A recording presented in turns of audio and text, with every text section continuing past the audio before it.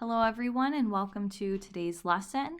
I'm going to be covering the chapter 14 notes, slides 1 through 8, and I'm going to go over the properties of acids and bases and just introducing the whole idea of acids and bases.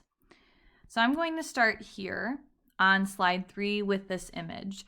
So one way that we can tell the difference between an acid and a base is by using the pH scale, which we'll talk a lot more about later.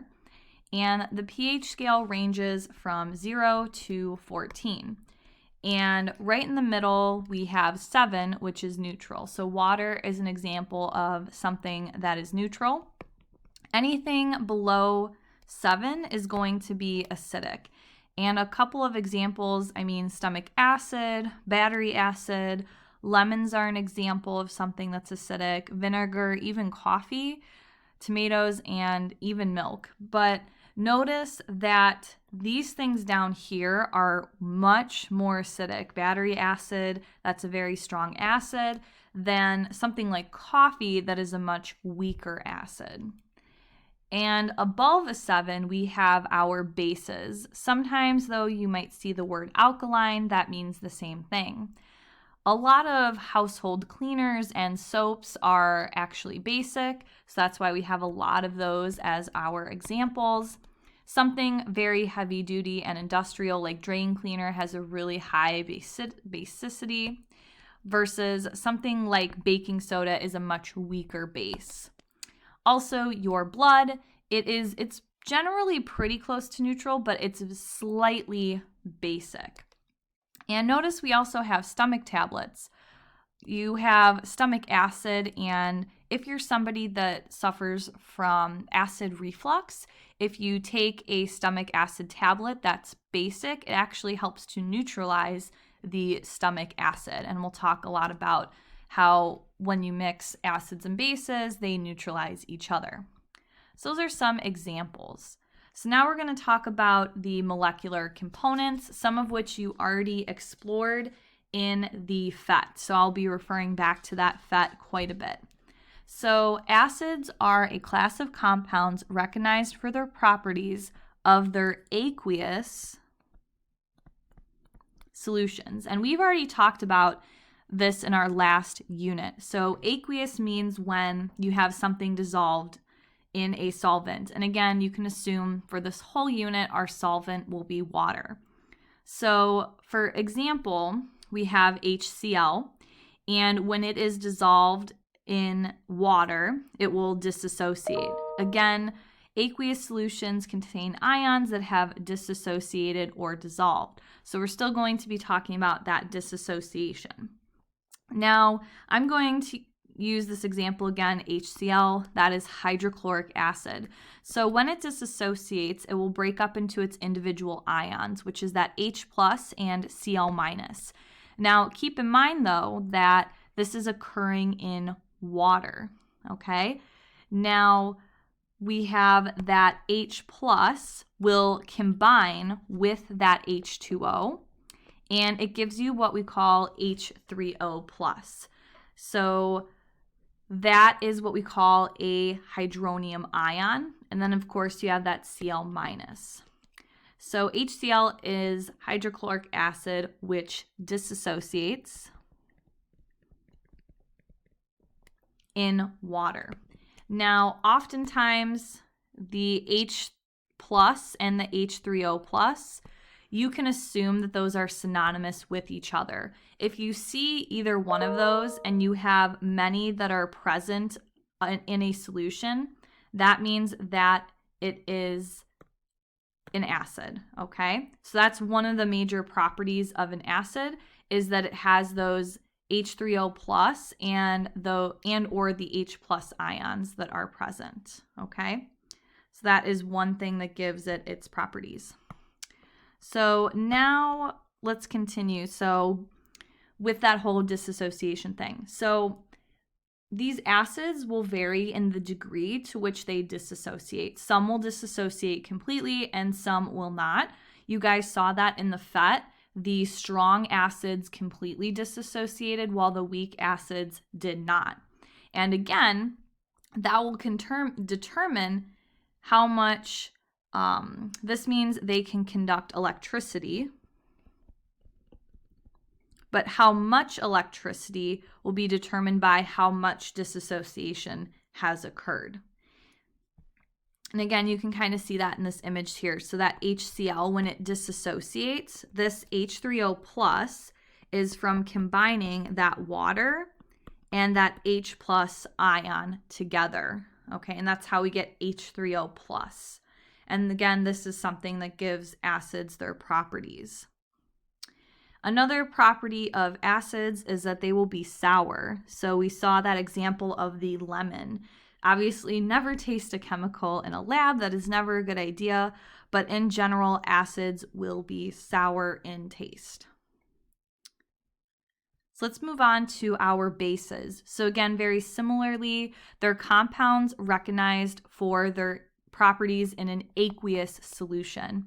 So please note that usually acids, almost all of the time, I don't think I have any examples where this won't be the case, will start with an H in the front. So HCl, HF, HBr. Anything that has that H in the front of it is going to be an acid. That's another way to recognize that from the formula. However, bases are going to usually end in OH, and OH is a hydroxide ion. So again, when these dissociate, you're going to get, in this case for NaOH, which is an example of a base, sodium hydroxide, you get the Na plus and the OH minus ion. And if you look at this with water, again, notice we're not really having these two interact with each other, okay? So a little bit different reaction happening there, at least in comparison to the acids. And again, some of these bases, depending on what degree they dissociate, remember the strong bases in the FET completely disassociated and the weak bases in the FET did not disassociate. That means, again, they can conduct electricity, but again, that depends on how much dissociation has taken place. Bases, another property is they will be bitter in taste. Obviously, don't ever try chemicals in the lab. And they will also be slippery in texture. So again, soap being an example of that. And again, in general, most bases will end in OH. There are a couple of bases that do not. NH3 is a really good example, and we'll talk a little bit more about this later on. And again, notice it doesn't end in OH, but it doesn't start with an H. So there are a few exceptions, but in general, most bases will end in OH. So besides those properties, we can also identify acids and bases, as I said earlier, on that first slide I looked at, using the pH scale. So acids will range from 0 to 6.9 on the pH scale. Bases will be 7.1 to 14. And again, another way to describe a base is alkaline. So if you see that word, it just is referring to base. And then also 7 on the pH scale is neutral. So anything below 7 is going to be acidic. Anything above 7 is going to be alkaline or basic. And there are a couple different ways that we can measure pH. One being a universal indicator. Some of you may have seen this before. Essentially, I call it pH paper. It's a piece of paper. You take it, you dip it in a solution, wait to see what color it turns, compare the piece of paper to the color here, and it will tell you the pH. So that's one example. There are also natural indicators. So red cabbage, if you actually create a juice with that, you can actually use that as an indicator to tell you if something is basic or acidic. There is litmus paper, very similar to this, only it's more so just tells you if something's acidic or basic. It doesn't give you a specific number. So if you have red, if you have the red paper and you put it in an acid, it will stay red, okay? And if you have the blue paper and you put it in a base, it will stay blue if it's a base. And if you take that blue paper and you put in acid, it will turn red. If you take the if you take the red paper and you put it in a base, it will turn blue. So really, red is just saying it's an acid, blue is just saying it's a base. And of course, if you put them in something neutral, it will just stay the same color. There's also electronical equipment that you can use to measure pH as well. So a lot of different ways to measure pH. And then I do want to talk about the pH scale. So it goes from 0 to 14, and the scale is what we call logarithmic.